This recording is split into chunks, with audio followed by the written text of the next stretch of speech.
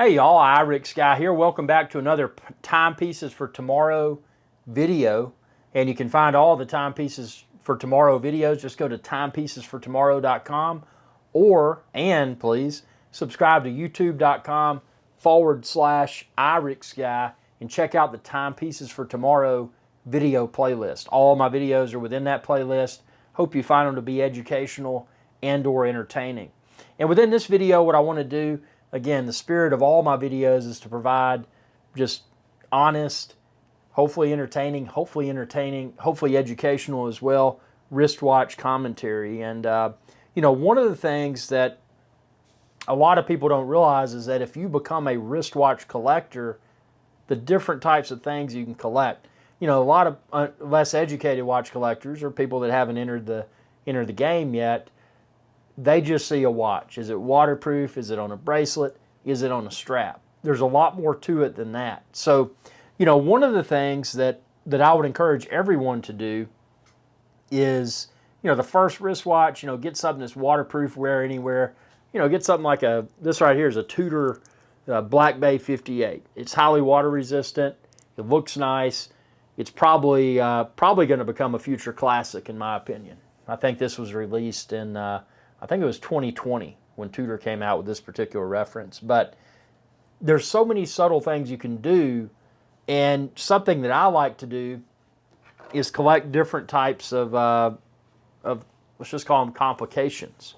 So with a dive watch, for example, this is a very simplistic piece. All that it has is, it's got a sweeping seconds hand, and it's got, no date. I mean, there's pretty much nothing on this. When you look at chronographs, not to be confused with chronometer. Chronograph is a stopwatch. A chronometer is a COSC certified watch that has to meet or exceed certain criteria when it's tested. But a chronograph, for example, a stopwatch, that's a type of complication. A date on a wristwatch. A date is a complication. Well, what other kind of complications do you have? You can have power reserve indicators. A little dial that shows how much charge, how much energy that wristwatch has, that automatic wristwatch has. So, a power reserve indicator is another complication. A moon phase. Look at some dress watches, they have a moon phase. That's a type of complication. Small seconds versus just a sweeping second hand like I have on this. Maybe it's at the 6 o'clock position or wherever on the dial. A small seconds is a complication. Different types of wristwatches. I wouldn't call it a complication, but it's a difference. Manual wind.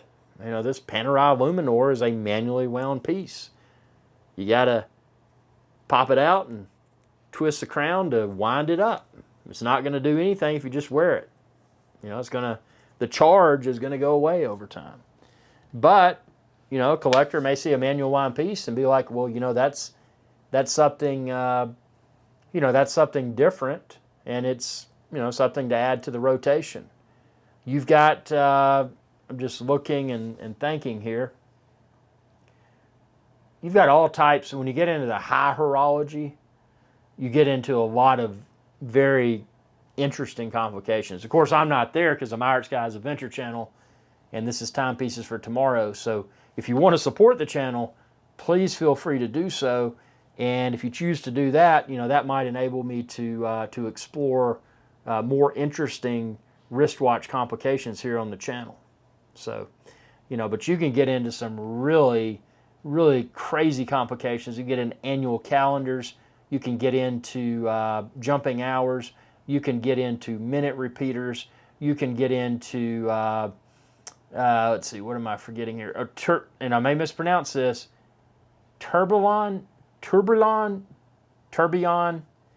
where if you've ever seen one of those pieces, it's probably got a skeleton or partially skeletonized dial.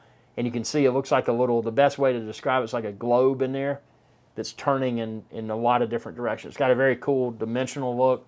Now those things are a nightmare for people to service.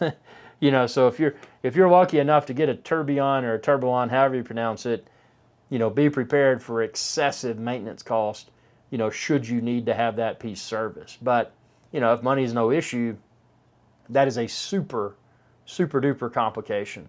Other complications, an alarm. There's some somewhat affordable timepieces. One that immediately comes to mind is the Tudor Advisor. Also, J.J. Lecoultre has I think it's the Memovox that has an alarm. Now, this is not a battery-operated alarm. This is a mechanically created sound that creates an alarm on your wristwatch. So that's a cool complication. Again, if you're watching this and you're not interested in wristwatches, maybe this has piqued your curiosity. Or maybe you're saying, well, what in the world? Why would I want to deal with all of that? It's just mechanical stuff. And if that's your opinion, that's fine. Not everyone is interested in mechanical things. I love technology. Don't get me wrong. I love technology. I love my smartphone. I love my Apple Watch while I'm working out to track my workouts. But I don't like it otherwise. I'm going to wear a proper mechanical timepiece. That's just my opinion. But, if you're a collector and you're trying to find different ways to better diversify your rotation or your collection or whatever, you need to research the different types of wristwatch complications. And again, the complications that I just mentioned, that's a high-level list. I mean, you get into some of these high horology brands, some of these high horology manufacturers, and you're going to find a lot more exotic complications. The complications that I just mentioned are, your Joe or your Jane type complications. Nothing too crazy. But something else that could be, in my opinion, considered a complication, a dive bezel. When you twist your unidirectional, which means one direction, your unidirectional bezel, that's a piece of the wristwatch that provides value. If you're going diving with your watch, you can use that if you want to. Another type of complication could be on a GMT timepiece. The bezel, the dual time zones. That's a GMT is, the bezel and the hands on the dial. That's another type of complication. So, the list goes on. Research it. I don't claim or expect to have provided you all the wristwatch complications within this video. I just wanted to get your mind going, get you excited, and get you out there on the internet searching for this stuff.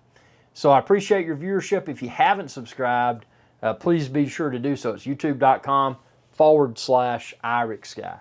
And you can find all of my Timepieces for Tomorrow videos. Just go to timepiecesfortomorrow.com, and I've got them all embedded there. So it's a great place to go and see all of my Timepieces for Tomorrow videos. I hope you find them to be educational and or entertaining. And comment below. Tell me what you think. Ask your questions, because I'm trying to find other topics for future videos. And I also want to give a shout out, like I always do. Cheers. Give a shout out to Archibald Chesterfield III. Because without him, man, nobody in the world would know anything about wristwatches. I mean, this guy is the pontiff. Archibald Chesterfield III knows everything about every wristwatch. And I flashed up a little YouTube card. You can choose to check out his channel. Very cool dude, based out of Australia. Really knows his wristwatches. I've been watching him ever since I got a Omega Seamaster 300M. And I wanted to find some other quality timepieces. Tell me what you think. And be sure to subscribe. youtube.com/IRIXGuy. Y'all have a good day. Hey y'all, Captain IRIXGuy here. I hope y'all enjoyed this video. If you did, please be sure to subscribe. It's youtube.com/IRIXGuy. And ring that bell icon when you do to be notified whenever I post another video. Thanks for your viewership, and y'all have a good day.